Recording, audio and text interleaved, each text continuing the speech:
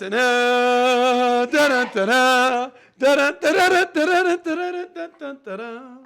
want to take a sip with my buddy Adam Sosnick. Dude, so happy to have you here tonight on the Take a Sip podcast. Taking a sip. Take a Are we sip, going? baby. We're going. We're going. We're going. We're Great live. to see everybody. We're live. Great to see you.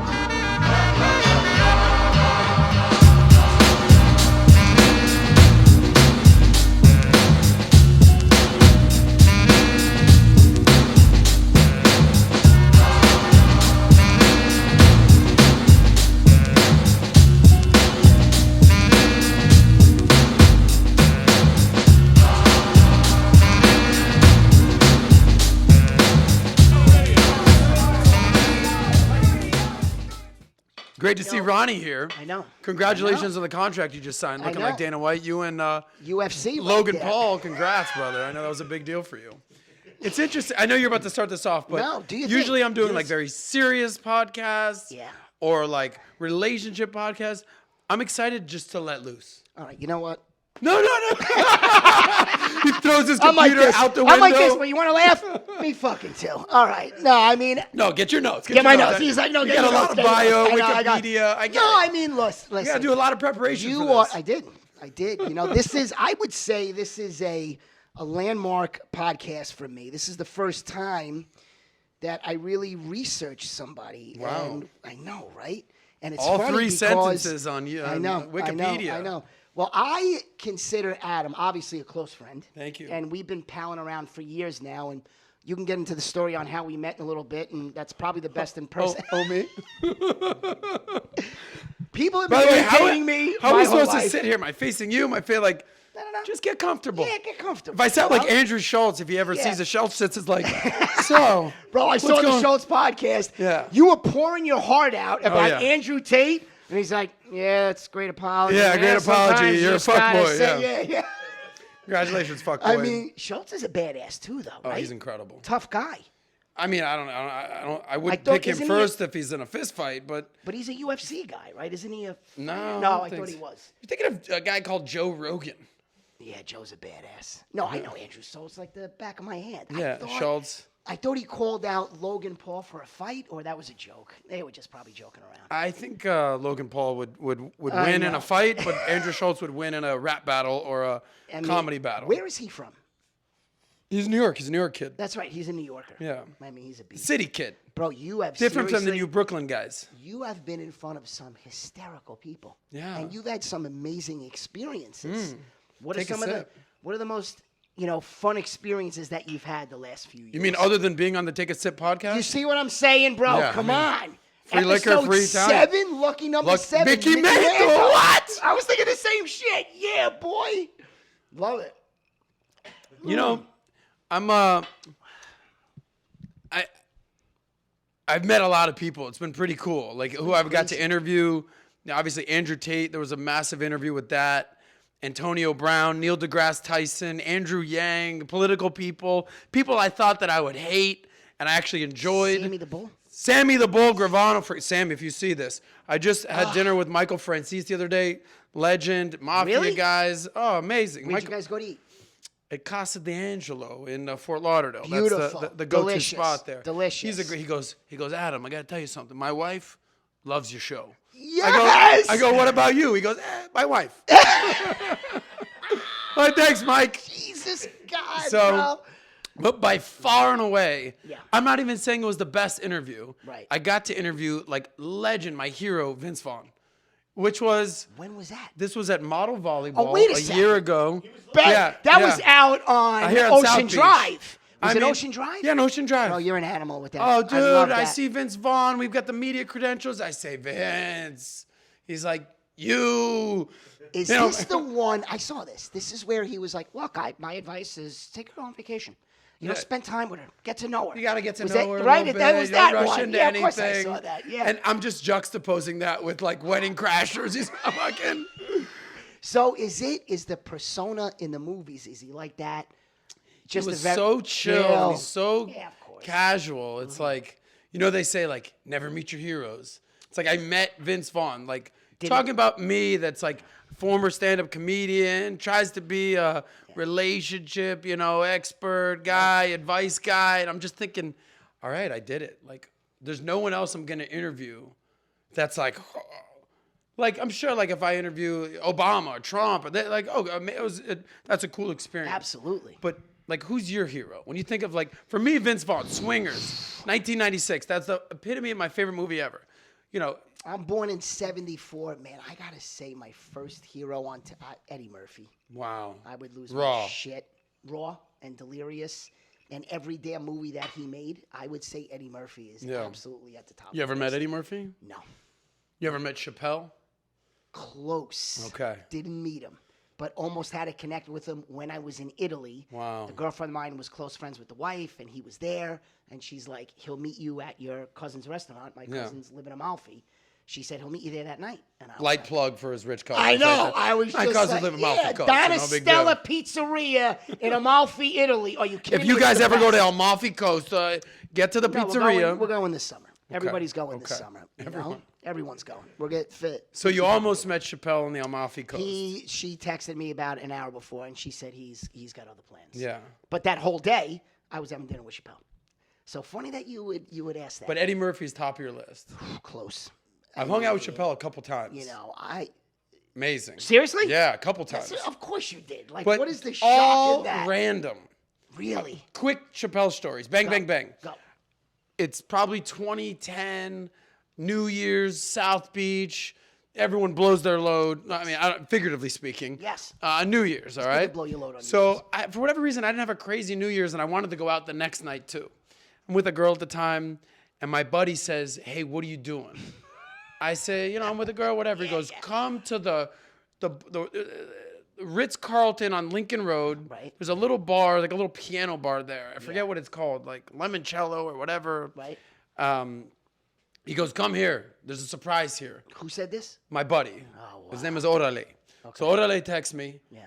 And I go, all right, I'm on the way. I swear to God, I walk into this bar.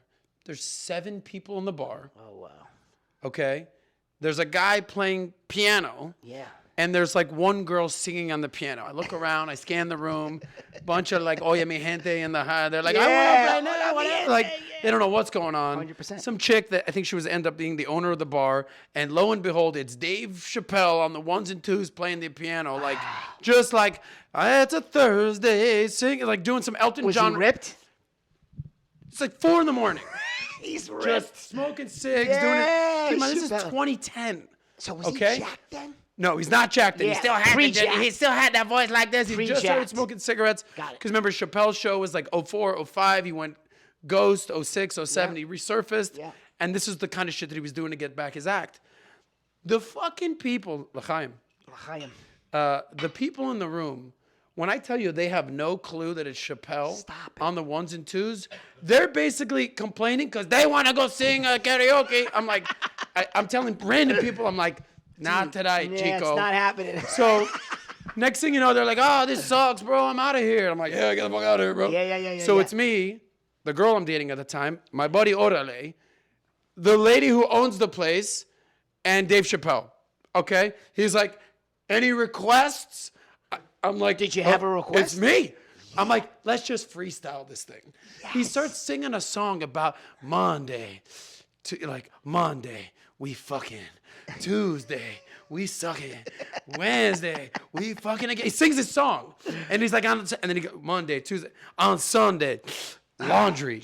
Like, clean it up. And he just, this is amazing. Next thing you know, all right, cool, time to shut down.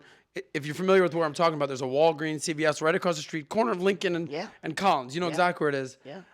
He goes, I got to get some cigarettes. I tell my girl. Oh, you're hanging out with him now. I'm hanging out with him now. Like, just like this. Like, swear to God. Craziness. I tell my girl, not Love in a it. creepy way, I say, we are kidnapping Dave Chapelle. We're having a threesome with him tonight.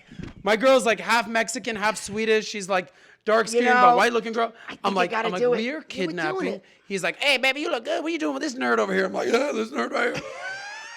And he just like was so much fun. I have a picture I'll show you. We could maybe get that up in the B-roll. Yeah, let's do it. And it was just the most amazing experience. I was like, I'm like, all right, so Dave, do you want to come home with us? He's like, nah, I'm good, player. Like, I tried to get him home. You even asked. You were all in I'm on like, the so threesome. what are you doing now? Like, hey, He's like, she's down I'm for staying it. right here at the Ritz. Yeah. Boom. That's story number one. Story number two. 5 years after that, this is like 2015. So he's Jack now. Now he's a little bit bigger, a little thicker. Right.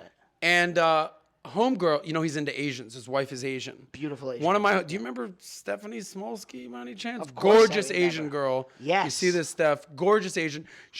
We're going? So 2015, 16. 2015, Stephanie, she hits me up. She goes, hey, pool party, SLS. I'm like, okay, cool, I'm coming. Oh, my buddies, it was like a bachelor party, yada, yada, yada. And she goes, hey, be cool, I'm with a friend. When you get here. As if I just walked in and she's like, hey, Adam, hi, this is my friend Dave. Oh, hey, Dave Chapelle, how you doing? Just think about that. Just meeting a friend. Craziness. And I play it cool. Word to the wise. Play it cool. Play it cool. They're the Never same be as like, you. oh, shit, okay. Exactly. No, play it cool. Right. And we get a cocktail. There's another picture we could put on the B-roll here. And I go, Dave, shot in the dark here, bro. Yeah. I go, 2010, New Year's, is 5 years ago. By any chance, do you remember the day after New Year's, randomly playing at a piano bar next to the Ritz-Carlton, and you hung out with some people? He's like, Silhouette, that's what it's called. He's like, Silhouette's the piano bar? I'm like, yeah. He's like, of course I remember you. He's like, where's your hot girlfriend? I'm like, Stop it. I swear on my life. I go, get the fuck out of here. You remember. He goes, I love that place. Look at me. Of course he's He going goes, to I go, how do you remember? He goes, I love that place. He's like, and I loved your girlfriend at the time. I was like, you're all right. I go, Was she get Asian? it. Was she Asian? She was half, Mexican? she was mixed. All right, One of beautiful those good, mix. one of those good skin tone mixed type girls. Beautiful. Great girl. I think she's a lesbian now. No problem. Hey, we turn him. We turn him. This is what happens. This is what happens. So we do a whole thing. Yeah. Spend out that. He goes, hey, what are you doing after the show? Tickets for you and Steph. Boom, boom, boom. He's performing over here. Jackie Gleason. Beautiful. Hannibal Buress is there, opening up for him. The whole crew. So there I am. Stephanie, the reason I'm with her is she was dating my buddy at the time. Right. I tell my buddy, hey, I'm taking your girlfriend to the show. You're out of here. You're not even that funny. Love it. My boy Adrian. You know Yeah, Adrian, of okay? course I know Adrian. You're out. I'm in. Boom. Yes. Go to the show after party. Yeah. Behind the thing. We're hanging. This is it. He goes, guys, we're going to 11. I'll see you there. All good. I say, all right, cool. Let me go do what I got to do. And here's the end of the story. I'm with my cousin. I say, hey, we got to go to 11. I got to meet some people. We're going to have fun. We have a crazy night. As we're pulling up to 11, I see Dave leaving. I'm like, I'm late. Fuck. Like, he must have just been there for like 20, 30 minutes, whatever it was. Yeah. He gets into the car. Right. It's a big SUV. He gets into like, you know how like you could go out the top of the thing? Yeah. He stands up the top. He's looking out and he goes, hey, Adam, where you been? Blah, blah. I'm with my cousin. He goes, dude, how the fuck does Dave Chapelle know who you are, bro? It's the best. I go, rap. that's my buddy, That's bro." my boy. And now, So did you guys go out that night? that was it. That was the last time I saw Got him it, got it. until a month ago. Marcello month ago. Hernandez. Beautiful. Our Beautiful. boy, It's our Puerto little Rico. brother, our boy, boy. who's been working with me for the last few years. We got it Yes. started when we were doing everything here. Yes. Is now opening for Dave Chapelle. You heard that story? No. Oh, okay. I'm not going to do that story justice. Just know that Can we that do our it family. as much justice as you can? This is Marcello's story that you want me to hijack. Yes. Hijack Oh, wow. it. Hi, Hijack Marcello, it. I love you. Marcello, sorry, we love you. And So I maybe, love Marcello to come maybe on the I'll tee it podcast up as how well. I met you. Yeah. And parlay this Oh, story. God, Okay. ruin my life. This is the is Marcello, your show tonight, Alex baby. Maurizio, Yeah. Dave Chappelle story all in one. Go. I mean, if we can. Hey, to put me in the same bracket So with Marcello. I'm gonna try to Chappelle? give like who I am, what I do, how this happened, all in like 2 minutes or less. Yes. I don't know what kind of time we got. So me, I was a former stand-up comedian, jack of all trades, Miami nightlife fuckboy. Yes. My early 20s. I I got paid in drink tickets and laughs for years. Right. I got to make some money. Yes. So 10 years, I buckled down. I move up to Boca. I'm doing cold calling, Glengarry, Glen Ross, boiler room type operation. 17 years later, I'm the VP of sales for the same hedge fund firm, financial firm. Shout out to you guys. But I'm putting in work. I'm grinding. I was doing stand up. I've always wanted to do stand up. Like I always wanted to kind of get back in that world. Made some money, and I team up with one of my best friends, Keith Madden. He opened up Bodega, and he goes, "What are we gonna do with the bar next door to Bodega?" I said, I said, what are you doing with it? He goes, oh, we're going to open this place called Ricky's. That was my dad's name. It's like an adult Dave & Buster's. Yes. I said, I got it. Let me partner up with you. We'll figure this out. Yeah. We'll do stand-up comedy, karaoke, the whole thing, yada, yada, yada. Right. Fast forward, we open up a comedy spot called Ricky's in South Beach. For 2 years, it was rocking and rolling. First month, we don't have a budget. We're not making any money yet. We just opened. I'm hosting. Yes. And I haven't done stand-up comedy in 10 years. I've been doing financial sales, but, camera stuff. Come on. And for 1 month, it was every Tuesday. For 1 month, I think I did 4 shows. I'm opening, hey, welcome to the show. Great to be here. I always think, like, what's the deal? Seinfeld, I'm like, you go to New York, there's 100 comedy clubs. You go to LA, there's 100 comedy clubs. You come to Miami, you come to South Beach, 0. Right. I go, there's got to be something here. Correct. So we started that. So there I am, open, like I'm sweating my balls off. I'm trying to get Pauly Shore, Aaron Burr. We got. Oh my God, we had nights with Pauly Shore. There was the best. We have these guys coming in. Yeah. And I say, I'm looking for a host. I kind of want to figure this out. Like, who can So let me tell take my my side job? of the story. And really then quick. there's Alex, just kind of like. Did somebody say host? Like standing at the bar. Like, huh? Well, I was preempted by Cisco. Cisco Duran. Cisco. Great guy. Cisco. Kyle called me, Grooms, all didn't those even guys. text me. He said, listen, I think there's a hosting opportunity at Ricky's. He said, it's in your hood. Yeah. There's a guy, Adam Sosnick, there that is producing the show. Go see him. Yeah. So, I didn't know who Adam was. I didn't know who the hell I you didn't know were. you. So that was 2016? Yeah. Literally. Craziness. 17. 17. Trump just won the election. Yes. Yeah. So that would have been November of 16 when we opened. Yes. And then you showed up right around January Christmas time, of something like 17. that. Yeah. Exactly. I was preempted to go see you. So I was stalking the show for 3 weeks. Fake mustache. Yeah, I was showing up with a hat on. And they're like, that's Adam Sosnick. And I'm like, hi, Adam. And he was kind of looking at me. He's like, who's this weirdo? Who's this creeper? So then, I don't know what happened. By the 3rd week. You were just standing at the bar looking all sexy. And like, you're like, I need a host. And I was like, did you say host? I've been waiting for this I moment. popped out of my shoes. I was like, I'll host tonight, bro. I'll host it. And it was amazing because, I hosted your show. It was at least a year and a half. Yeah. It was Straight insane. Amazing room. Packed was room. packed. Great people. And it great was a vibe. Wednesday night, 10 o'clock. Tuesday night. Yeah, 9 o'clock, something like that. Yeah. Right? Well, we'd say 9. We'd start at 9:45. Yeah, come on. Late night crowd. Insane, We bro. had all sorts of chaos, sorts of fun. It was amazing. But So Marcello was showing up to so that I'm room. I'm out there just how you're stalking, rooms to host, Yeah. whatever. I'm out there low key stalking comedians to be come. like, hey, who's good? What do you pay? We got a budget, whatever it was each week, our budget. Yeah. And I'm out there looking for talent in South Beach. And I go to they used to do this thing called Speak Fridays. Bro, it was the best. It's amazing. Robert Lee. Oh, Robert my Lee. God, incredible. Yeah. If Robert Lee sees Amazing this, hit me shows. up, brother. Where you I been? met the whole Marley family at Speak Fridays. Amazing show. Amazing Every show. Friday, Yeah. once a month, awesome show here in Wynwood. And I'm out there just seeing what's out there, and I'm in line, and I meet this kid. I go, oh, what's your deal? He's like, oh, I'm a comedian. I go, oh, how old are you? He goes, oh, who's asking? I'm like, I'm not the FBI. Relax. I'm not going to ID you. I'm starting a comedy club. He says, I'm 19. Yeah. I said, all right. I said, you doing anything tonight? He goes, yeah, I got 2 minutes here at Speak. Yeah. I said, sick. Let's see what you got. I go, this kid's a star. 2 minutes. Yeah. I said, I got to get you on at Ricky's. Yes. He goes, dude, he's all confident, but also 19. Yes. I don't care how confident you are. You're still 19. He's like, right? I'm 19. Can I get in? But he has a lot in common with you, collegiate athlete. A college soccer player. He's got confidence. I just noticed. And we basically worked out a situation where once a month, because he's local, he went to the high school here. Yeah. I said, you'll kind of make a guest spot appearance, do your own show, whatever. And he'd kill it. It was amazing. Fast forward, he dedicates his life to comedy. Here's a message. You know how they say, should you pursue your passion or pursue money? Which one is it? I clearly went for the money. You went for the money. You're a doctor. I don't know. I say it was a good...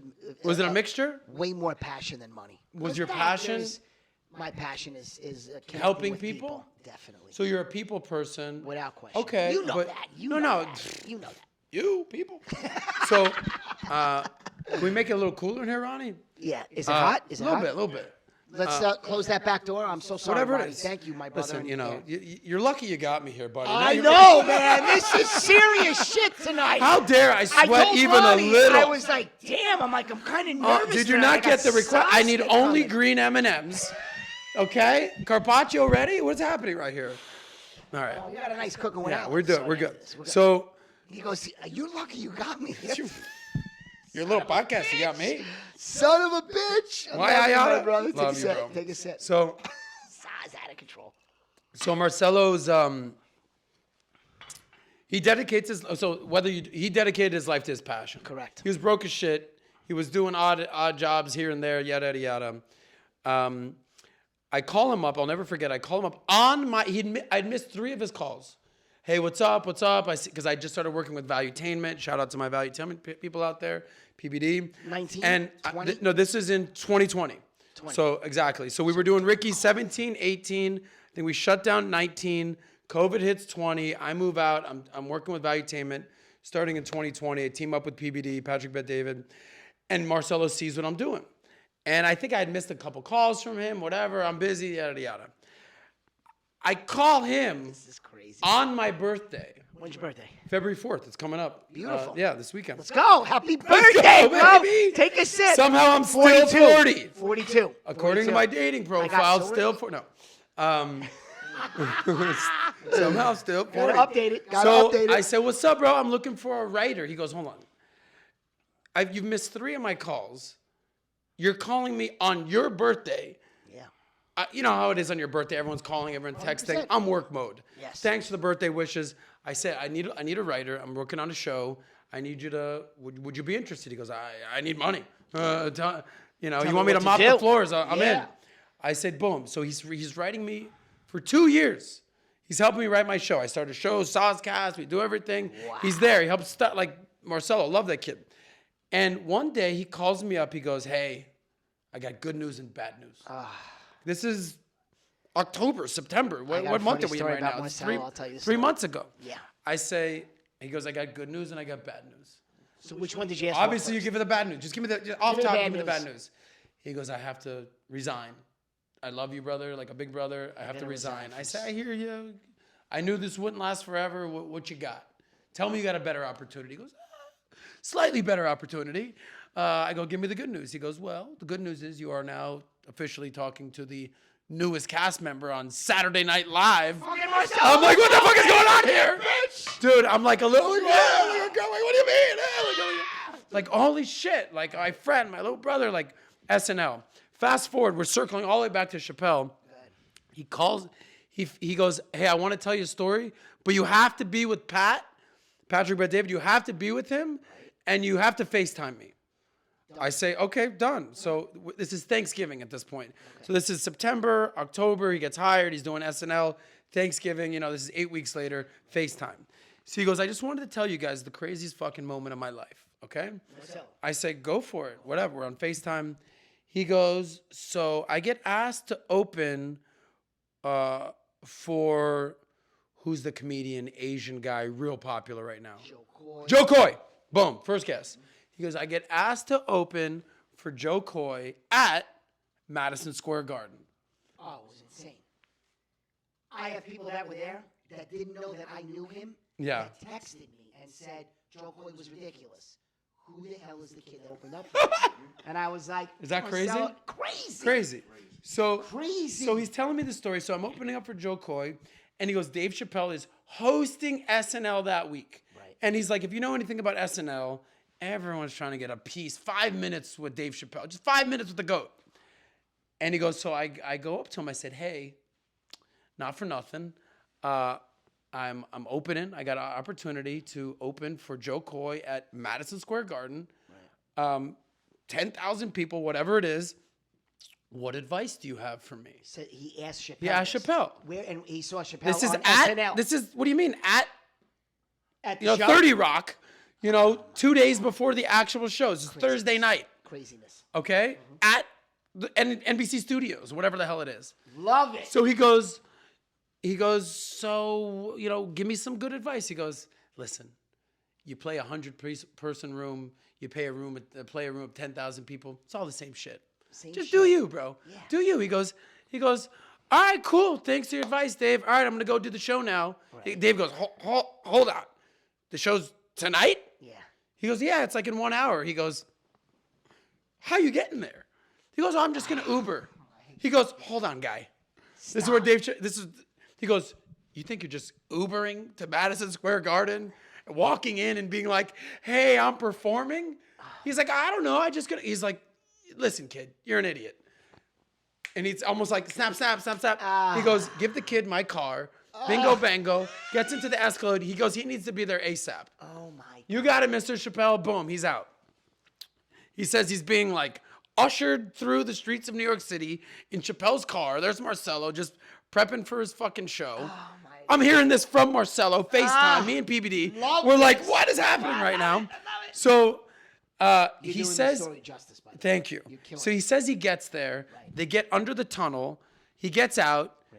Security are like, who the fuck are you? They don't recognize him. He goes, oh, I'm Marcello. I'm opening for Joe Coy.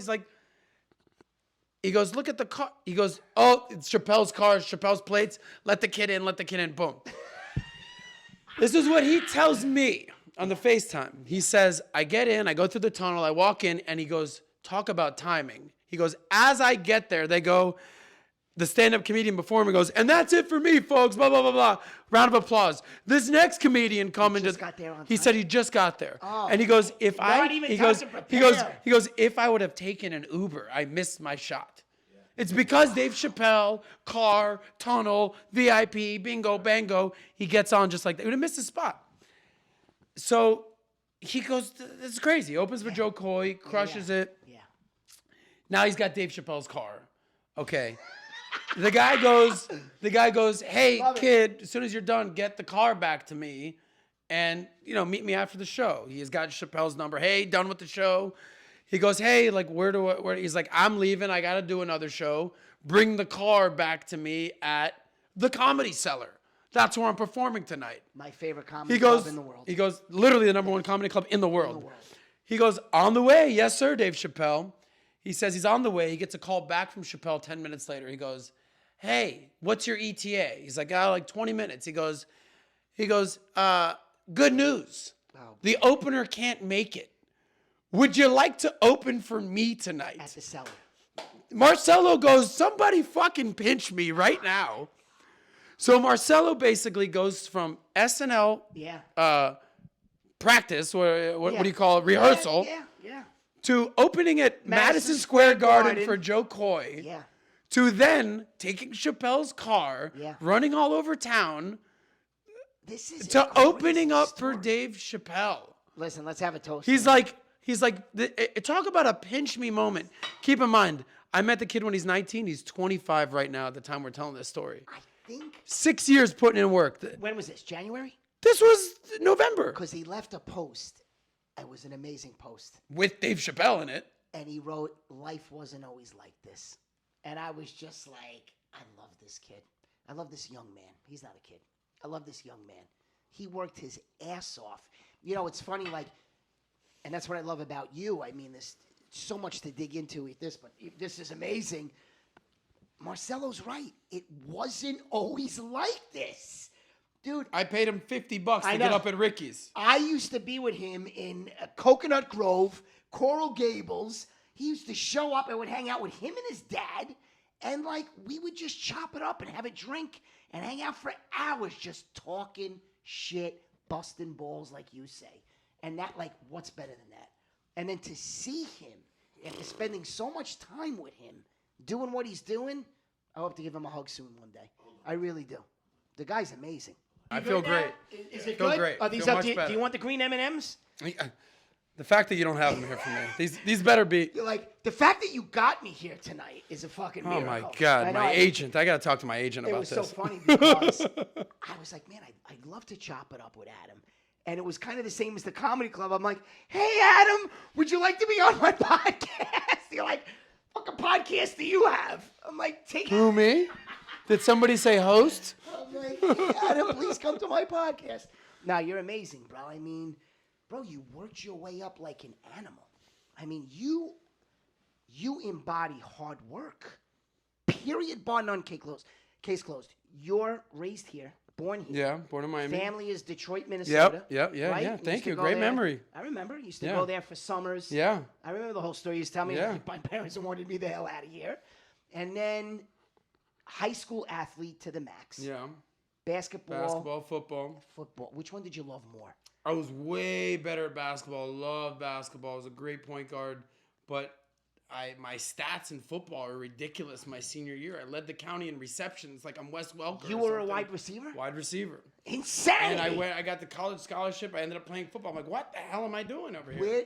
Where did you play? Florida State. North Carolina, Greensboro, Sick. random ass school. Sick. Hated it. Right. They're like, hey, Jew boy. I remember. And we've got to be honest. Yeah. Italians and Jews, we don't really embody the athletic professional level. The whole joke about me, they're like, oh, you don't know about Adam? You don't know about Adam? Adam sounds like he's the best Jewish athlete in Miami. Ever. I'm like, that's like being like, he's the tallest midget around. This guy. The best tallest midget. I don't know, That's bro. what- You got a scholarship to play Yeah. Division I ball. I was playing football. I remember it was, the Jewish holidays Right. are always in like October. Right. Ish, Rosh Hashanah, Yeah. Yom Kippur. Yeah. That's just, shout out to the Jews out there. So that's like 4 or 5 weeks into football season. I'd gone through 2-a-days, freshman, wide receiver. I didn't get redshirted. I was getting my ass kicked. Did you have to miss the games because of? So I go to the coach. I say, hey, coach. I can't imagine. I said, I can't practice today Oh wow. because it's Yom Kippur. He goes, wow. a Yom what? Now, if you've ever seen the movie Varsity Blues, Of course. remember John bro. Voight, like Yeah. the evil coach? You talking about, boy? That was my Yeah. football coach in college. Marion Kirby. He was a high school coach legend Oh, my that was handpicked to coach Greensboro football. So- North Carolina, Greensboro. Not the I best said, relationship. I said, hey, coach, I'm a freshman. I'm a nobody. I'm a nothing. I go, hey, by the way, sir, I can't practice today. It's Yom Kippur. All I remember is him being gone, a Yom what? Yom Kippur. He goes, As racist as you can get. He goes, Ignorant, to the other coach, hey, coach, this boy said he can't practice because it's something called Yom Kippur. The hell's that? Like, clearly has not coached one Jew in 40 years. Oh, He's like, he's talking about Yom Kippur. I don't even know what the hell that is. Boy, go run laps. Oh, Boy, he told you to run laps? Yeah, I don't think go. you understand. Like, on Yom Kippur, it's like the Day of Atonement. Yeah, It's the one day you can't do anything, and you have to actually have to fast. You can't eat, you can't drink. So as much as I would love to run laps, You're the best. You're the best. he goes, boy, just get out of my face. Just go run. I'm a coach. I'm not running. no disrespect. I'm not doing anything today. Right. I'm here to tell you that I can't practice today. Right. Because it's Yom Kippur. You said, I can just imagine. I swear to God, he goes, boy, put on your pads, grab a trash can, start picking up trash. He told you that. I said, okay, what? He's like, trash on Yom Kippur. Wow. And my hand to God, I'm there in my pads, Right. picking up trash because I couldn't practice. I didn't want him to like Kill you. cut me for the game, I whatever. know, I was like, I'm I a freshman. know. I got so it. there I am on Yom Kippur Picking up trash. trash Wow. so I don't get like my ass kicked. Thrown off To the this, game. and I'm like, at that point, I'm like, maybe this college football thing ain't for me. Yom Kippur. But you think about it. In 40 years, my God. you mean to tell me not one player has given you the Yom Kippur story? Can't practice. Not one. Not one. And I realize he's from like Podunk, Greensboro, North Carolina. At that point, I'm like, time to get back to Florida. Miami's, I'm done. So did you play ball at Florida State? So I went out, tried out for the team. They go, hey, you want the good news, the bad news? The good news is you can be on the practice squad. Congratulations, you're an athlete. Amazing. I go, the bad news, give me the bad news. He says, you're gonna be Rudy. You're gonna get the shit kicked out of you for 4 years, and maybe when you're a senior, you'll see some game time. I'm like, okay, that, or man, there's a lot of hot chicks at Florida State. Absolutely. Man, Good choice. I'm gonna go door number 2 here, coach. Door number 2. And that was it. And we dominated intramural football, intramural basketball, but that's That's the end of my my athletic career. So were there a bunch of guys like you that were in that position? Was there 5 or 6 guys maybe that you palled around with that would have been on the practice squad that were like, screw this? Oh, beyond. I So can many good high school athletes hanging out there. Yeah. How many? So many good athletes that like Right. could have played at Podunk, Kansas, and Right. like fuck it, I'm going to Florida State. So now the other thing I remember about you. So college football's over with. Yeah. And you are an amazing basketball player. Thank you. You almost made an NBA summer league team. Is that correct? Yeah. How the hell did that go? How did that happen? What are you about? I'm like are the you Forrest Gump of Jews Are over you here. 6 feet tall? 6 foot, yeah. I mean, that's still Point big. guard, wide receiver. And dude, you're big. Yeah. What's your weight 6 now? foot, 200. Dude, that's a Maybe beast. after this weekend, 205. Bro, It's been, I know. I'm yeah. 5'7", like I don't know. 160, and this guy's No. 6 feet 200. Dude, that's an animal. Yeah, I mean, you know. You're an animal. I was and an I athlete. smacked you was on an the arm athlete. to say hello, give you a hug. I'm Yeah. like, Is your arm okay? Your hand okay? seriously. It's not that you're big. You're agile. Dangerous combination. It's a dangerous I was always combination. like the quick kid. Crazy. I was always fast. I was always like athletic and agile. But then I grew. Yeah. So like I was like because I got a high school scholarship to Miami Country Day. I was a public school kid, and I got a basketball scholarship. Right. And then I ended up playing football, but I grew by the time I was a senior. I think I was like 5'9", 160. By the time I was a senior, I was 6 foot, 185. Boom. I just met Braxton Berrios at Joe Stone. Little dude, bro. Small guy. Yeah. And I told him, I said, man, I'm so proud of you. Yeah. Like, what you're doing. You're going into your 5th year in the league. Is he really? It's What team is he insane. on now? The Jets, bro. Oh, wow. My boy, man. I love Braxton that Berrios. guy on the University of Miami, Hurricanes. Dude, he's an animal. What Bro, a fucking great I walked kid. over to the table, Yeah. and I said, I got to say hello to this guy. He's a beast. Yeah. And I said, Raleigh, North Carolina. And he was like, yo. And I said, I got to be honest. I said, I'm a diehard Jet fan. Sick. He was with his boy, and we were just like, yeah. It was like a party at the table. Yeah. So I hung out with him for a little bit, took a cool picture because, you know, I get starstruck once in a while. And I'm just saying, it's amazing. You're bigger than him. But Oh, yeah. he is... Think about what he does in the NFL. Bro. Incredible. He's a punt returner and a slot receiver. It's not the It's size suicide. of the dog and the I fight. know. It's the No, size of the fight and the dog. And I'll make you laugh. Amazing. I looked at him dead in the eye, and Yeah. you could tell he's a killer. Oh, yeah. A lover. Yeah. But he's in... When you're 5'9", 180, you make it to the NFL as a white kid, you gotta have some Amazing. oomph. I mean, He's like Marcello size. Yeah, bro. It's ugly. Not a big dude. Marcello is deceptive. I mean, he's a big boy, He's too. ripped, but he's like 5'8", 150. I know. It's crazy. Yeah. Bro. It's absolute craziness. He's killer on the comedy circuit. Bring me back because I've watched so many videos of you on Ocean Drive. Tell us about this journey that you went on. You woke up one day, and when you were a kid, your dad was disabled, correct? Yeah. Cerebral palsy. Unbelievable. Yeah. And so your family, you're a young kid, you started to realize you relied on disability insurance for the family to survive. Yeah. And your father was employing mentally disabled Yes. people. What is that about? Oh, man. What was this is what I'm saying about, like, we have all the Chappelle stories, the Marcello. Oh, my God. Bro, It all started think there. about the spore of your being, about what your dad... Is your dad still with us? He died 3 years ago. Man, my dad died Papa 2008. Saz. Here's to our dads. Yeah. Papa Saz, baby. Yeah. Papa Angelo. Thank God you. bless our dads. L'chaim. To L'chaim. them. L'chaim. L'chaim. Take a sip to that. Salud. So, you got this serious Yeah. work ethic. How did that change your life? So, everyone's got a story to tell. Meaning, 100%. my mother did this, my grandmother, my father. So like, I'm never gonna give the victim story. Oh, life was so tough or whatever.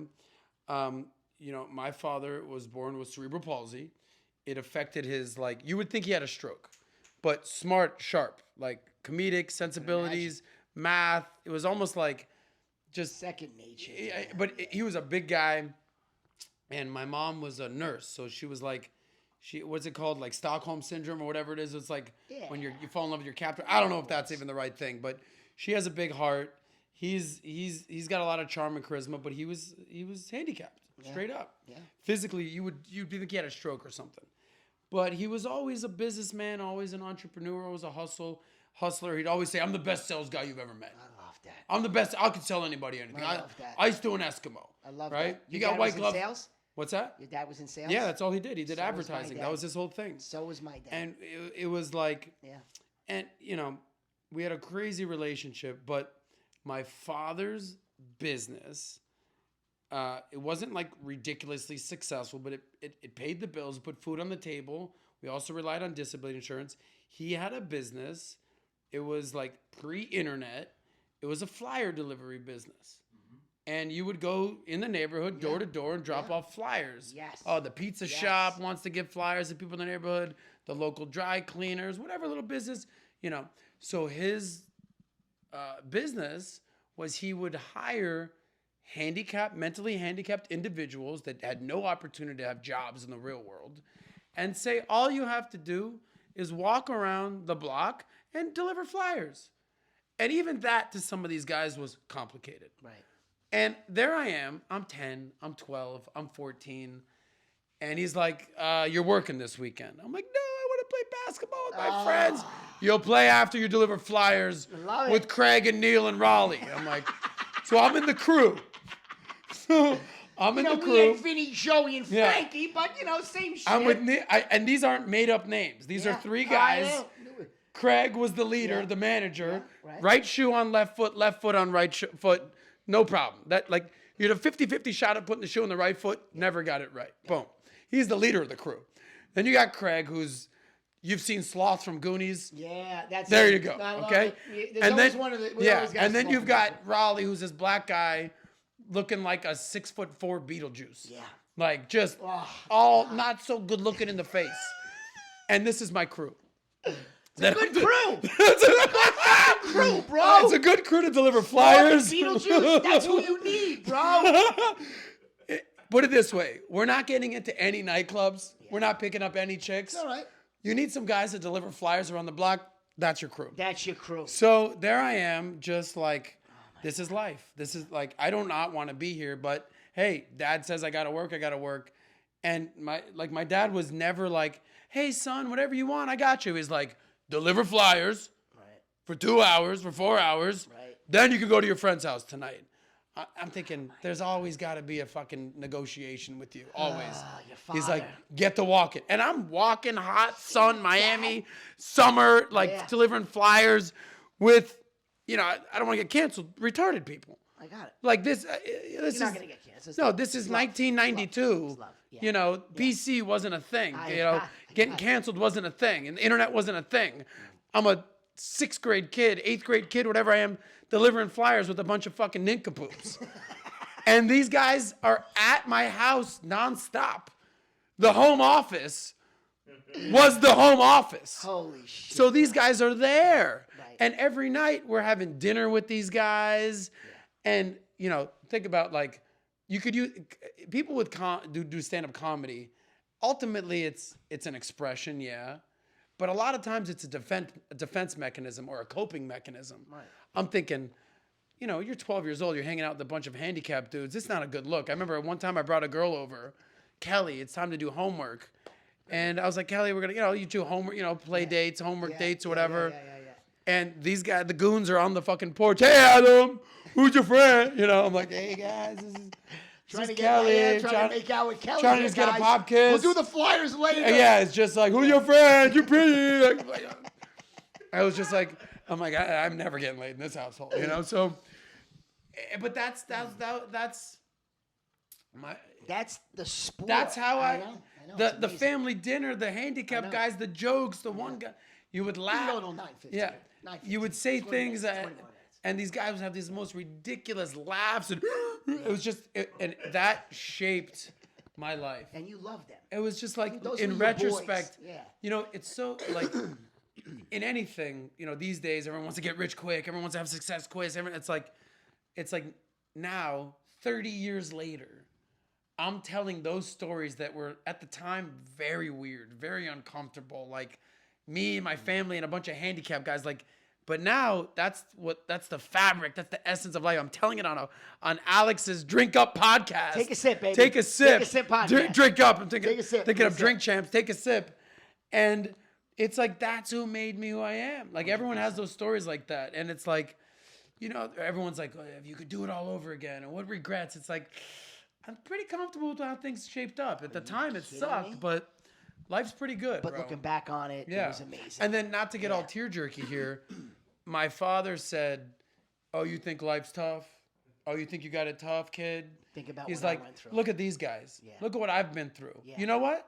Every year you're coming with me to the Special Olympics. Every year. Really? And I've been to the Special Olympics every year. And if you've never been to the Special Olympics, it's the most like gratifying, humbling, somber moment ever. I love that. Because you know what your job is at the Special Olympics. Everyone, like, if you go and you're the volunteer, you know what your job is? You volunteered. You volunteered. Yeah, every year. I love You're a hugger.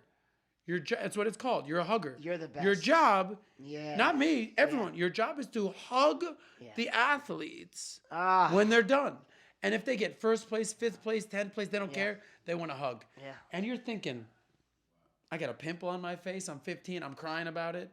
I got cut from the JV basketball. I'm crying about it. I know. These people have no legs. Right. These people are mentally handicapped. Absolutely. These people have cerebral palsy. Absolutely. These people have whatever disease that you don't want in your life. They're living with it, and they're running a race. It's like, talk about gratitude and perspective. And the heart that they have. It's funny. I feel like outside of playing college athletics, we've lived a similar life. Because I also worked with handicapped children. I thought you were going to tell me you competed in the Special Olympics, but okay. Honestly, they're probably better athletes than I am. But Jesus, I would tell you, I worked in a camp. It was called Camp Robin, recreation in Old Bridge for those in need. It was the best years of my life. Really? Why? I was working with handicapped children. Wow. Cerebral palsy, neurologically How old were you? From when I was 14 to 22. That's probably one of the reasons you became a doctor. 100%. And my mother didn't even push it on me. She came on one day. She said, "Hey, there's this camp that opened, and I think you would absolutely love it. You would have so much fun doing it." And I never was a no. I was like, that sounds awesome. Yeah. And she really guided me in the right direction. It was one of the most amazingly developmental time periods of my entire life. Of course. So we share that in common, baby. My God. Amazing. So let me ask you. I know. Obviously, you have questions for me. We're spit it out. But Spit your game, boy. so like I work in finance. Right. That's my job. I still do it. Financial firm. Oh, you still working in a financial firm? Yeah, still do it. In addition to Valutainment? Yeah. All right. You're a doctor. Yes. That's your career, just like finance is my career. Correct. But one of the things I often say is that's what I do. It's not who I am. Right. And now I have my show, everything I do, everything with that. How do you balance what you do with who you are? Because being a doctor is what you do, but it's also who you are. It's your heart, it's your mind, it's your soul, it's your hands. Emergency room, caring, forget about it. So that's what you do, but it's also who you are. But then also, you do stand-up, you cook, you do podcasts. I know. I don't know. There's a couple Colombian Colombian girls that tell me you're I'm going on the a lot of Gordon fun Ramsay cooking show on yes. the Super Bowl. Next Super Level Bowl, Chef. amazing. Amazing. So gift. how do you balance what you do, who you are, money, passion? What's your secret? Had a great conversation with my brother. I have an older brother who's 51, and we were talking about life not too long ago. Mm-hmm. And what we hit on, no matter what art form we're choosing, finance, medicine, podcasting, cooking, comedy, I think the underlying theme is it's all about human connection. Yeah. Like whether I'm in the hospital, I'm an ICU doc, whether the patients are dying, the same way I am with you, loving, caring, gregarious. I mean, look, of course you have to be serious at some point, or whatever that means. I just connect with people in any forum. So it's either the caretaking, the comedy, or the cooking. It's the 3 C's. So now we the caretaking, the comedy, and the cooking. The 3 C's. The 3 wow. C's. And now we throw a P on there. So, I mean, look, even having you here, and we know each other very well. Yeah. I feel like I know you better now after just having this conversation with you than I ever have. And doesn't this beat like tuning into the news? Like it's like news is getting crushed. It's getting, and that's people want realness, bro. I was listening to one of your podcasts, whatever one it was, and what you said so hit home with me. This is interrupting, or what disruption. It is disrupting. Yeah. Because this is real shit. This is not taken aside to me. This is the common sense. Yeah. These are the facts. This is what life is about. Is about connecting with people. So if 100%. you're asking me, what's my secret? Yeah. I keep it as simple as possible. Connect with people. I totally agree. I mean, a perfect segue to like what I wanted to say was that, you know, whatever business you're in, you're in the people business. Whatever business you're in, Right. you gotta get along with people. It took me. I mean, I always realized because I read How to Win Friends, Influence People, By the way, thanks Shape for the My great life. finish, by the way, it's fucking delicious. Oh yeah, thank you. Where is it? Is it still here? It's right here, hidden. Yeah, hidden, give me another little hidden gem. spritz. I appreciate So, it. Thank you. Of course, you know, I realized that whether I was doing nightclubs or stand-up comedy, thank you, brother. Yeah, I love you. Or I got into finance and sales, or now that I'm doing podcasts, that, you know, what's the secret? What's the secret? Secret of success is just that I genuinely like interacting with people. And like the definition of networking is the interaction with other people. Definitely. The key root is interaction, action. These days is like, it's so easy to stay on your phone. Like obviously COVID, everyone's on lockdown and working from home, work from anywhere. And, you know, there's a lot of problem with young people these days, not getting out there, not approaching women, just going on a dating app, swipe, this, that, the other. And I've realized that human connection, people, interaction, networking is the essence of life, relationships, getting on with other people.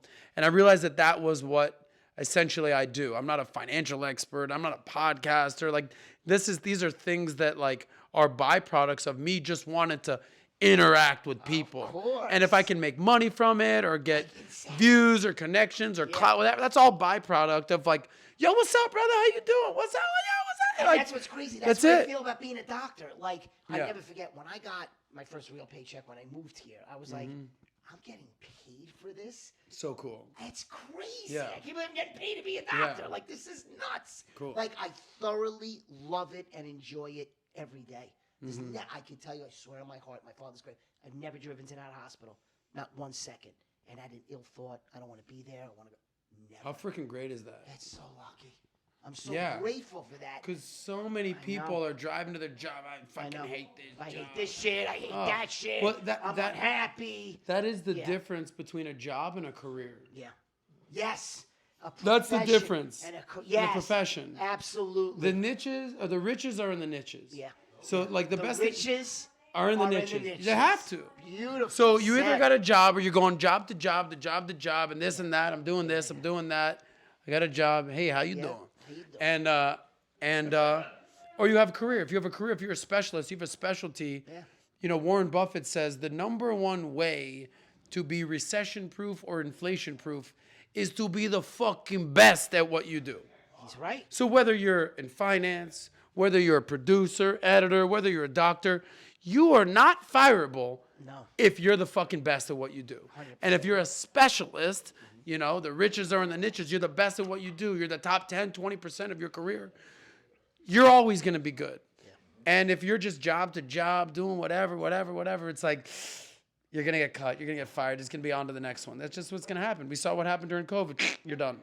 I mean, COVID weeded out a lot of people. There is no two ways about that. Yeah. I mean, if you weren't, like you said, at the top of the top, good night. And I realized that in 2008 when everyone started getting fired. You know what was great about it? And they didn't fire the sales guys. Right. Remember that? Well, what was amazing about your story is 2006 you started to pop a little bit. You said, yeah, right? 2006 I started 2006, 2007. Selling insurance. Getting out of nightlife. Yeah. 2006 I transitioned to, I was a substitute teacher for a year, but then I went I couldn't full, imagine. yeah, that. I swear. Oh. And then I got into the finance space, Sports 07, agent, yeah. comedy. All that. But that's what's amazing about your story is, you know, and it's truly amazing, this illustrious place that you've gotten to in life. It's not random. And you can even tell your amazing story about meeting Patrick Bet-David in a gym locker room. Yeah. Like in 2012. Yeah. I don't believe in random coincidences. That absolutely was supposed to happen. Wow, that's crazy. I didn't think of that. Yeah. Of course, I mean, without question. There's no, that was random. That was supposed to happen. You spurred each other on. I mean, of course, he was, you know, he is in Big brother mentor, yeah. Without question. Yeah. You know, and one day I hope to meet him. I want to give him a big hug. Hey, what's going on in there? Keep it No, down. we're good. Don't worry about it. Don't worry, we're only doing a podcast. It's a sound studio. But I hope to meet him. They start talking louder. I know. Talking about Patrick Bet-David. I saw one guy go, "Hey, So go I'm fuck it making yourself." I would say two people. He asked me earlier, who do I really want to meet? Derek Jeter is one of them, and I actually met Derek Jeter. Had a great interaction with him 15 years ago. Hung out with him at a rooftop party after a game. I did a 36-hour shift. My cousin is another doctor. He said, "Don't go home and sleep. Meet me on the." At this place called Sutton Place. It's on 2nd Avenue, 52nd Street.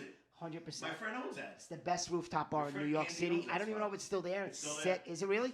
Sick. But anyway, cut to the chase. Give me a shot of that water. And then who's number 2? Patrick Bet-David. Get out of And here. I'll tell you why. You want to meet my guy? That's done. By the way, you 100%. want to get Jeter? I'll get Jeter over here right now in 10 minutes. What are we doing? Yeah. Listen, I'll meet the both of them. And Jeter I've already met. But I'll tell you why I want to meet Patrick Bet-David, so eagerly. Look where he came from in life. Oh, yeah. This is someone he was in a refugee camp in Germany. Yeah. It was over. Because he had to flee Iran because he was getting I bombed. mean, it's just Yeah. crazy. A refugee camp in Germany was a haven, a safe haven. And then he goes to L.A. Yeah. The animal that he is goes into the military. Yeah. Doesn't dick around. Goes into the military. And then just creates a life for himself. Yeah. And then, he had his path. And then I don't know, was podcasting his thing? He just got into it and then just blew up? He became a avid reader. Okay. He was a workout guy. He was an Army guy. But he said, I was a 1.8 GPA kid in Glendale, California. That means nothing. And whatever. Shit, yeah. But he became an avid reader. He says he's read 1,000 books. Whatever it is, I believe it. I'm like this. And, Same time. yeah, exactly. I believe it. And he just self-improved. That's it. He wasn't like, oh, I'm a Middle Eastern Iranian poor kid, a refugee kid. No, I'm gonna make something in my life, and that's the American dream. And he's just started doing business content on YouTube. Right. It started with 0 subscribers. Right. Got his first subscriber. Next thing you know, you got 100. Next thing you got 1,000. Next thing you got boom. We got 1 million subscribers. Boom. Unbelievable. And now we've got a full-on media company where we're doing podcasts and shows and going for it. No, he is my guy, man. Oh, that's awesome. Well, it's amazing because first of all, as Iranian American, he's probably one of the first from Iran to come and dominate like this. Oh yeah. And not money-wise, emotionally. I mean, this is a man that is giving to so many people. You said it on a podcast. He's chill and he could part. He's the yin and the yang. It's incredible. Everyone's like, well, so what's it like working with this guy? What's it like with Pat? What's Pat like? And I said, one of the guys. I said, look, I've got super rich friends, but maybe they're not relatable or humble. Right. I've got super hilarious friends, but maybe they're broke. Right. I've got NBA athlete friends, but maybe they're not giving. Whatever. Everyone has a flaw. I got it. But like Pat is like tall, good looking, successful, humble, relatable, father, cool guy. It's just like check. And everyone wants to be number one. I want to be the man. Everyone wants to be number one. I look at him. He's the leader. He's the number one. He's the CEO. Leader, bro. I got no problem being Scottie Pippen and Michael Jordan. No problem. I'll be Scottie. Let's win 6 NBA championships. Let's go for it. But what's amazing is he saw the talent in you. Yeah, He saw the ability to connect. He saw the networking. He saw the love. He saw the passion. And then he saw all these other gifts that you have. Mm-hmm. And you kind of grew up very similar to him. Very humbling. Yes, and the Antonio Brown podcast was crazy. Antonio Brown's I'm in Liberty City. He's like, fucking bombs dropping on me in Iran. You know what it's like in Liberty City. You know what it's like in Tehran. He looked flustered in that podcast. Not flustered, but he was like, does this guy know what I've been through in life? Yeah. So, and it's, amazing community that he has provided for so many people. Now, Soscast obviously is amazing. Your co-host, Natalia. Yeah, Natalia. Incredible. First of all, how young is she? 26? She still says she's 21, but that's been 40 years running so now. that's what I say. So I'm close. She's 25. I'm close. Yeah. How did you get paired Great with attitude. Great. I mean, honestly, your synergy with that woman. That's my homegirl. Yo, That's my little sister. You want to Her laugh? dad works for Pat. Her dad and mom work for Pat. Her background is what? Where is she from? She's Guyanese and Puerto Rican. Amazing. What's funny is I'm a white boy and I can speak Spanish. She's a brown girl, got no Spanish. Nothing. Ella no habla en español. No, nada. Natalia, let's go. Ella entienda nada. Oh, my God. So how did that, because I think it's whatever it is that attracts you to watch something. Mm-hmm. The two of you have an insane chemistry that you're like, I'm not tuning this out. Yeah. I'm locked into this. Thank you. So how long have the two of you been together? And how did did Patrick Bet David introduce you guys? He said she came to like intern at Valutainment like 2 years ago. Wow. We weren't friends, nothing. She was there for like a week. And then 2 years after that, she gets hired. She's doing social media. I say, hey, I got to do this show. I said, I don't know if you guys know how life works, but guys like pretty chicks. And we are 90% of our audience. We have millions of subscribers. The number one channel on YouTube for entrepreneurs. 90% of our audience are male. Yeah. I said, not for nothing. Natalia's what you're wasting her time over here on Editor Row. Let's get her on the show. You said this. Yeah, I said, let's give her a shot. Brilliant. And she started off being like behind the scenes. And I said, let's get her in front of the camera. Yeah. And I'll never forget the moment. She sits down. She was going to be like off to the camera. First show? Her first show. Okay. I look at Natalia. She's like on the computer. I go, could we get Natalia a higher chair? We gotta get everything that's going on her up there. She's Beautiful girl. And here's what I'll tell you about Natalia. You can teach certain things, how to produce, how to edit, how to do this, how to that. You can put makeup on. You cannot teach a good attitude. She's the best. The girl is blessed with a good attitude. And anything in life, if you're gonna work with somebody, have a good attitude. There's nothing better that, hey, what's up? Time to work. And you're like, wow, great attitude. And I tell her that every day. And you know what's amazing? Because I hate to use this young woman, but she's young. I mean, I'm 48. Yeah. I didn't have that mentality. Like, I listen to her speak. I'm like, I wasn't that well thought. Great parenting, great culture, values, principles. 100%. Yeah.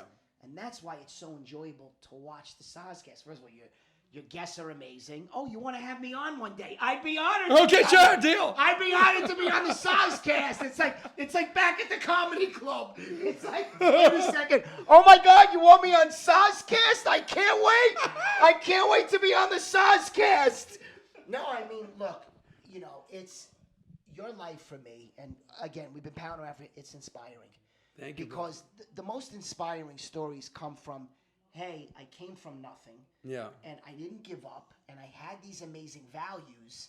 And I'm going to put this forth for the world to see. Yeah. And that's why I love you so much. Thank you, brother. Really, we're going to have a lifelong friendship from the second we met, and you were breaking my balls about bending over the bar like, does anybody need a host? Who needs a host? Somebody say host. Bro, it's the best impersonation of me ever. And look, we could do this for hours, and I'd love to have you back. We'll do a round two. I would love to have you back for a round two, because there's so much to uncover. Yeah. Bro, here's why you're the most interesting man in the world. We didn't even talk about going to the Kardashian wedding. We didn't even talk about Andrew Tate. There's so much. We'll do this again. I would love to. Green M&M's, motherfucker. I'm not coming. I'll have the fucking green M&M's. Let's make a toast to my cousin Frank Marizzi. Oh, Frank. Fucking Frank. Who I do business with randomly. Bro, he said, I'm going to hit Adam up. He had some breakthroughs in life. He said, I need to talk to Adam. Yeah, anytime, and I Frank. Said, funny you would say Cousin that. Frank. He's coming to my podcast. He's like, Sosnick is doing the podcast. You got him. Frank, I still get your emails about the 5 things you got to do to get your finances in order. You guys are in line Trust with in estates. Masters at networking. Awesome. So, and thanks for always, engaging with my cousin because he loves you. And that's what makes you special. Thank you, bro. I mean, how many times have you met Frank? No, maybe once. Exactly. But I get all his emails. Exactly. So. We'll do this again. Let's take a sip.